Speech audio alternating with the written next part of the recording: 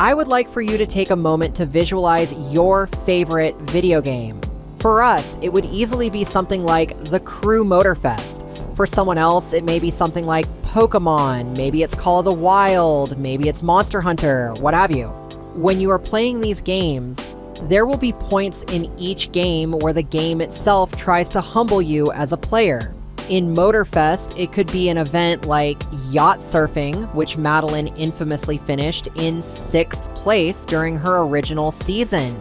In Pokemon, it may be a particular gym leader like Whitney or Watson. In Call of the Wild, it may be getting jumped by a pack of wolves. And in Monster Hunter, it may be your first battle against fucking Rathalos. No, I shall not be elaborating further.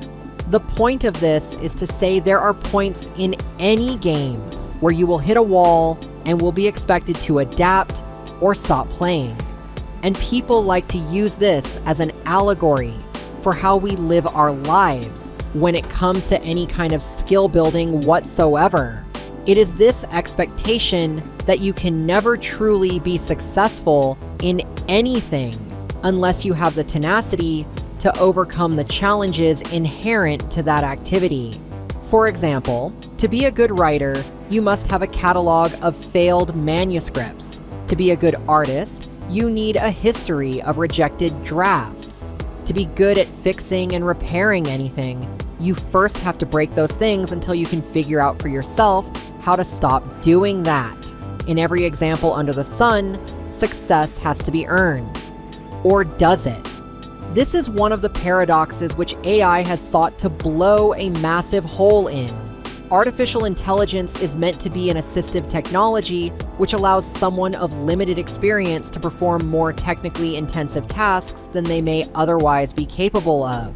People utilize AI to assist them with articulating their thoughts in writing, expressing their emotions or desires in art, and learning how to do things on a technical level.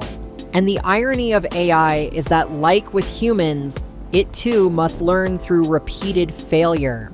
And artificial intelligence will do the best it can with the data it has, and if it gets things wrong, it must admit to being wrong and use new information in order to improve.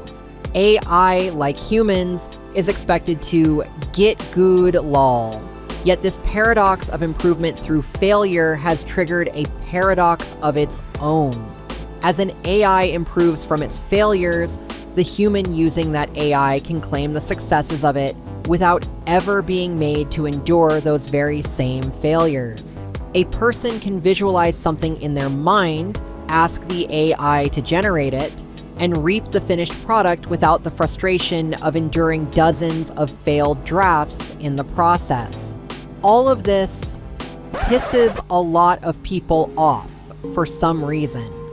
This paradox has become one of the most tired criticisms of AI on the whole, and it is based entirely on the flawed premise that people can only ever learn by failure.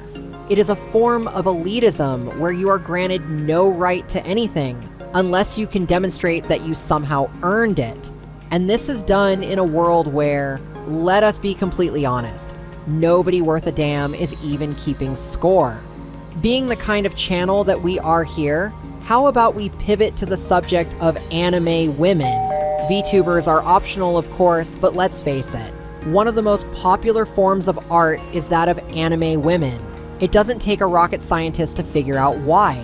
Artists who draw anime women hate that AI also can draw anime women, and does so having learned by, you guessed it, watching artists draw anime women. But the people who are viewing these drawings of anime women only care about one thing. There is no shortage of anime women.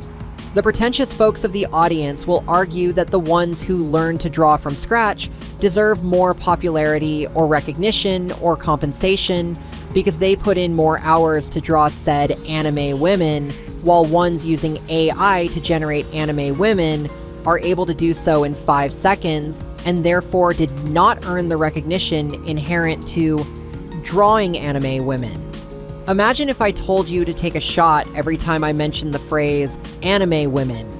The people using AI to achieve the same outcome are simply doing so because it is something they wish to see put on paper. That's it. There is no deeper meaning than that.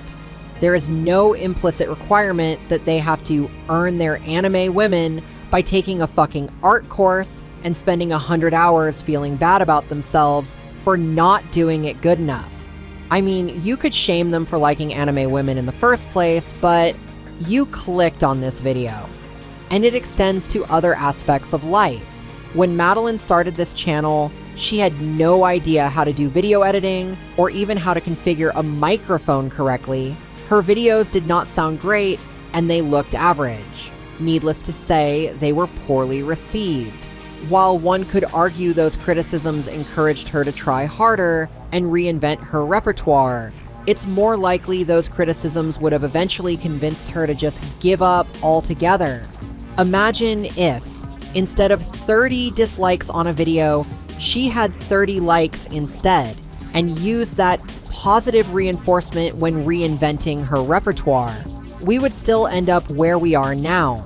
Similar aesthetics and heightened production value over time, and of course, I would still be here as the channel's co-host. But what about just moving everything to AI? While Premiere Elements 2023 lacks AI features, what if she had moved to the 2024 or 2025 version and told AI to do the editing for her? The elitists would argue her present decision to not do this as being some kind of a gotcha moment, but no, it doesn't work like that at all. If in moving to Elements 2025, Madeline did choose to do an AI-assisted editing, and it turned out to improve the quality beyond what she herself could do, then what she would do is run the edits as applied. That's the answer. If AI assistance creates a product more in line with what she imagines in her head, then it would get used, because the only one who needs to be satisfied with the finished product is her. As AI continues to proliferate and supplant people's skill sets, people are going to be able to do more things. They don't have to waste time learning how to do those things, and they don't have to endure the emotional baggage of getting humbled. What people should be expected to do is to understand the why of something, the big picture of why something is the way it is. Basically, you need the theory, but beyond that, everything else is tentative.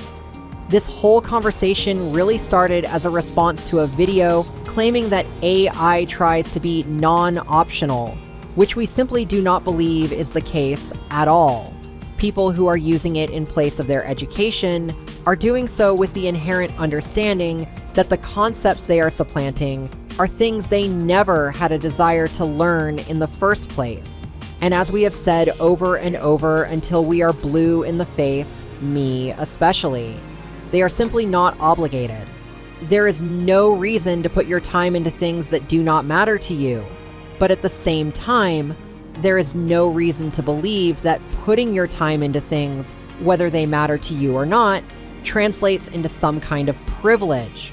All that becomes is conceit, and we have no desire to engage with any part of that. Anyway, that is it for my little AI soapbox today. It has been a while since Madeline let me off the leash. I think she is still salty about Donk versus Lowrider, but that goes without saying.